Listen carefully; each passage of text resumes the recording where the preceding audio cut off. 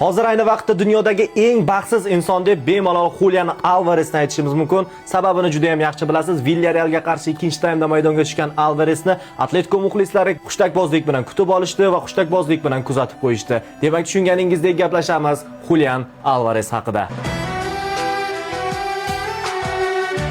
Bu voqealarning barchasi jahon chempionati davridan boshlangan edi. Julian omma oldida Atleticoga ketishini xohlashini aytdi. U o'z orzusini amalga oshirmoqchi ekanini, ya'ni Barselonaga o'tishni istayotganligini bildirdi. Ammo Atletico uni taxminan 150 million yevroga baholayapti. Ular shuni aniq bilishadiki, agar Julianni sotishga majbur bo'lishsa ham uni Barselonaga sotmaydi. Ular Ispaniyadagi ichki raqiblaridan birini kuchaytirishni istamaydi. Barselona esa argentinalik futbolchi uchun 100 million yevro taklif qilgan bo'lsa, Atleticoning qo'ygan narxidan aynan 50 million kam va bu taklifni tabiiyki Atletico rad etdi. Julian bu rad javobini bilib Atleticoga menga umid bog'lamang dedi. Ya'ni u endi Atletico futbolchisi bo'lishni istamasligini bildirdi. Atletico bosh direktori esa Julianning atrofida yaxshi maslahatchilar yo'qligini aytdi. Buni eshitgan Julianning agenti ijtimoiy tarmog'ida yolg'onchidan nega yolg'on gapirganligini hech qachon so'rama deb yozdi. Ammo Atletico ham javob qaytardi. Ular Ispaniya futbol federatsiyasi va FIFAga shikoyat qilishdi. Ularning da'vosiga ko'ra Barselona transfer masalasida to'g'ridan-to'g'ri Julianga murojaat qilgan, Atleticoga emas. Qoidalarga ko'ra esa yaxshi bilasiz, agar futbolchining 6 oylik shartnomasi qolmagunga qadar boshqa klub u bilan muzokara o'tkaza olmaydi, to'g'ridan-to'g'ri klubi bilan gaplashishga